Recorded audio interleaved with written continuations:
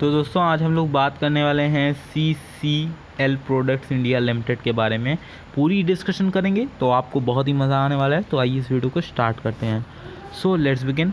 सो सबसे पहले अगर हम लोग इसके बारे में थोड़ी सी इंफॉर्मेशन गैदर करें तो यहाँ पे जो स्क्रीनर की वेबसाइट है वहाँ पे हम लोग अभी करेंटली हैं। और यहाँ पे अगर आप देखेंगे तो CCL जो प्रोडक्ट है वो इंगेज है production of trading distribution of coffee. तो यहाँ पे आप एक पॉइंट हाईलाइट करिए, distribution of coffee and has a business of operation mainly in India. तो मेनली इनका जो बिज़नेस है वो ऑपरेट होता है इंडिया में और वियतनाम में और स्विट्ज़रलैंड में। सो स्विट्ज़रलैंड आपको यहाँ पे नोट करने वाली बात है क्योंकि ये वर्ल्ड की वन ऑफ द रिचेस्ट और एक्सपेंसिव कंट्री में से एक है। सो बहुत ही इंपॉर्टेंट पॉइंट है यहाँ पे। और यहाँ पे हल्की फुल्की कंपनियाँ बिजनेस नहीं करती हैं। So point to be noted, यहाँ पे बहुत ही अच्छा अपॉर्चुनिटी है। स्विट्ज़रलैंड अगर कहीं पे भी अगर आप देखेंगे तो जो हाई ब्रांड की चीज़ें हैं वो स्विट्ज़रलैंड से ही मतलब ज़्यादा उनका एक तरीके से हाई क्लास की कंपनीज़ होती हैं वो। ऑल दो मार्केट कैप जो है इनका 5430 CR का है। तो दोस्तों यहाँ पे मार्केट कैप बहुत ह्यूज नहीं देखने को मिला है बट अच्छा मार्केट कैप है। ऑल दो मैं इसको बहुत अच्छा नहीं कहूँगा बट एवरेज सा है। और करेंट जो इसका प्राइस चल रहा है वो है 408 रुपये। तो आप बहुत ही ईज़िली अफोर्ड कर पाएंगे इस स्टॉक को। और यहाँ पे अगर आप देखें तो जो आपका स्टॉक का पी है वो है अभी 27 का। तो 27 ऑल्दो यहाँ पे अगर आप देखेंगे तो बहुत ज़्यादा मेरे हिसाब से नहीं है। ऑल्दो हमें इसका जो है सेक्टर का पी भी देखना पड़ेगा, तब हम इसका डिसीज़न ले पाएंगे कि ये स्टॉक अभी सस्ता है या फिर अभी हमको ये महंगा मिल रहा है। बुक वैल्यू देखेंगे तो 87.3 की है। तो ये बुक वैल्यू बहुत थोड़ी सी ओवर है बट हम लोग कोई बात नहीं, हम लोग अभी चेक करते हैं। रिटर्न ऑन कैपिटल इक्विटी बहुत अच्छा यहाँ पे आपको मिल रहा है, 16.5% तक का आपको रिटर्न ऑन कैपिटल इक्विटी मिल रहा है, जो कि दोस्तों बहुत ही इंटरेस्टिंग है। और यहाँ पे ROE देखिए तो आपका 18% तक का है। सो बहुत ही इम्प्रेसिव है जो आपका रिटर्न ऑन कैपिटल इक्विटी है या फिर आपका ROE या फिर आपका ROC। सो दोनों यहाँ पे बहुत ही अट्रैक्टिव दिख रहे हैं। अब दोस्तों कुछ कंपनी की खास बातें हम लोग जान लें जो कि अच्छी बातें हैं। So company has maintaining a healthy dividend pay out of 3.12% तक के इनके पे आउट हैं। तो अच्छी है, मतलब ठीक ठाक है कंपनी। अच्छे डिविडेंड जो भी डिविडेंड आपको अगर डिविडेंड चाहिए एक अच्छा अमाउंट अगर आप ले रहे हैं तो आप इसमें डिविडेंड के थ्रू एक अच्छा रेवेन्यू जनरेट कर सकते हैं।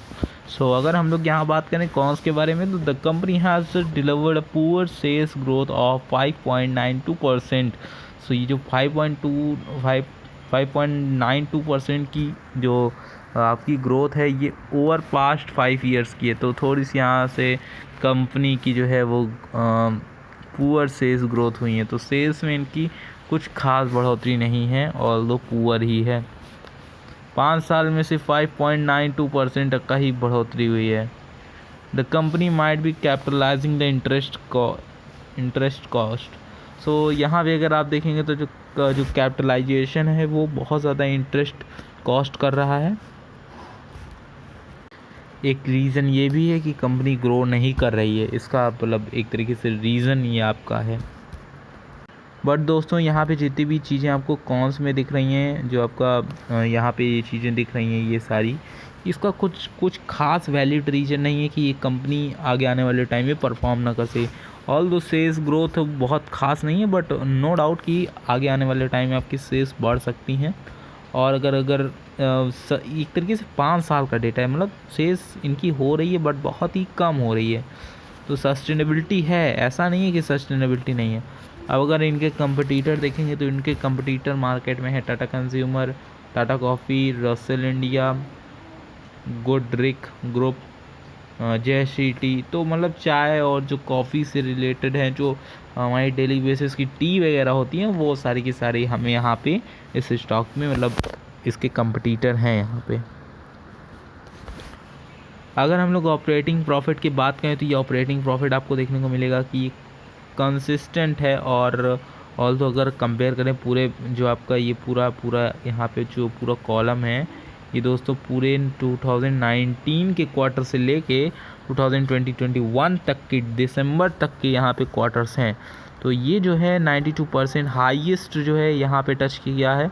तो अच्छा है ऑपरेटिंग प्रॉफिट। और यहाँ पे जो अगर हम लोग पूरा नेट प्रॉफिट देखें तो नेट प्रॉफिट बहुत ही सस्टेनेबिलिटी के हिसाब से बढ़ा हुआ है, चाहे कोरोना हो चाहे जो हो। जो आपका हुआ था 2020 में यहाँ पे इधर कहीं डिसबैलेंस होना चाहिए था, बट कुछ खास देखने को नहीं मिला। एग्जैक्टली यही पॉइंट है गाइस। तो ये वाला पॉइंट अगर आप देखेंगे तो बहुत ज़्यादा अगर डिप आया था तो 38 का आया था। ऑल तो बहुत हेल्दी यहाँ पे आपको ग्रोथ देखने को मिल रही है इनके प्रॉफिट में।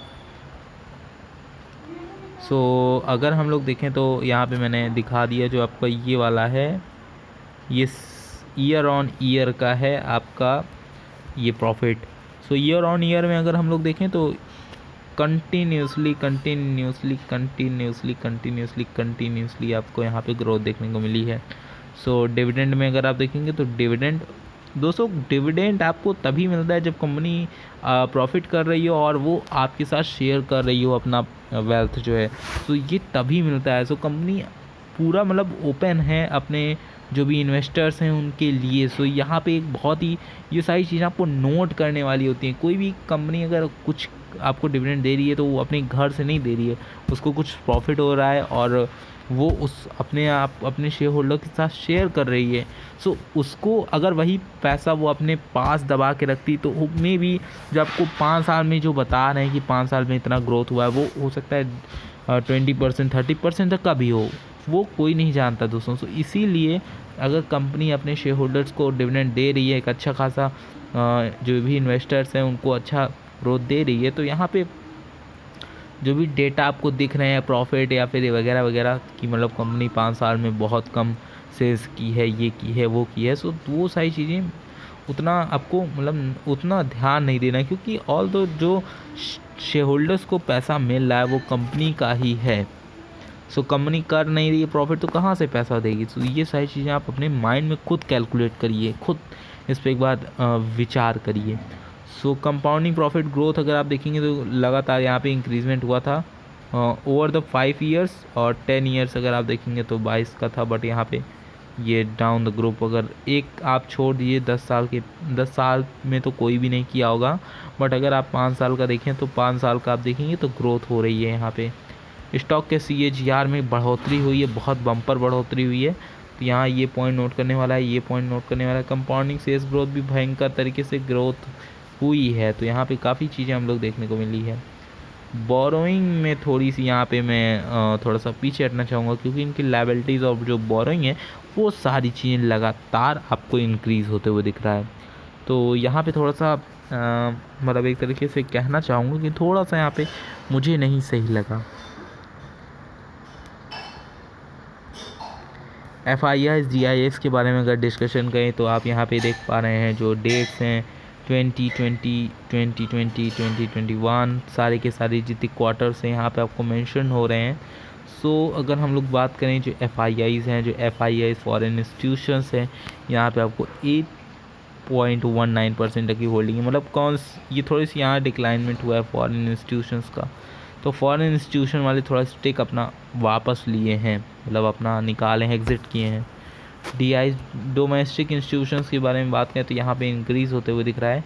तो मेनली इनका जो प्रोडक्शन है, जो बिजनेस है वो इंडिया में है और दो स्विट्ज़रलैंड वगैरह भी है, बट वो एज ए पार्ट मेंबर है, पूरा फुल टाइम मेंबर नहीं है। मतलब फुल टाइम वहाँ पे ये काम नहीं करते हैं, मतलब फुल टाइम ये अपनी सप्लाईज़ नहीं देते हैं। सो ऑल्दो अगर आप देखेंगे तो पब्लिक के पास 26% तक की होल्डिंग है। तो पब्लिक के पास एक तरीके से कुछ भी नहीं है, मतलब बहुत ज़्यादा नहीं देखने का है यहाँ पे कुछ, क्योंकि पब्लिक के पास अगर 50 रहती है तब यहाँ पे थोड़ा सा सोचने वाली बात रहती है। अभी के लिए ऑल तो ये ओके सा है। तो दोस्तों अब हम लोग नेट कंक्लूज़न निकालते हैं कि CCL प्रोडक्ट इंडिया लिमिटेड कैसी कंपनी है और कहाँ हमें इसमें इन्वेस्टमेंट करना चाहिए या फिर हमें अपने किसी और लार्ज कैप स्टॉक में घुस जाना चाहिए। So let's begin. आइए देखते हैं कि हमें फर्स्ट ऑफ ऑल अगर आप देखेंगे तो CCL प्रोडक्ट एक ब्रांड है। एक ब्रांड मतलब इसके चर्चे हैं, मतलब ये कई कंट्रीज़ को सर्व करती है और इंडिया इसका as a main headquarter है। तो यहाँ पे ये कनेक्शन जो है, ये जो स्विट्ज़रलैंड, आपको 2-3 कंट्रीज़ और दिखी जैसे कि वियतनाम, तो ये सारी एक ऐसी कंपनियाँ, एक ऐसी कंट्रीज़ हैं जो जिनका यहाँ पे मतलब काफ़ी इंटरेस्टिंग दिखता है, मतलब यहाँ पे प्रोडक्शन काफ़ी है। सो ऑल दो आपको इसमें इन्वेस्टमेंट करना चाहिए, बट आपको नॉट मोर देन 50,000 को कई पार्ट में आप इन्वेस्टमेंट कर सकते हैं। तो होप की वीडियो अच्छा लगा होगा। मिलते हैं अंदर एक साइड वीडियो में, तब तक के लिए नमस्कार।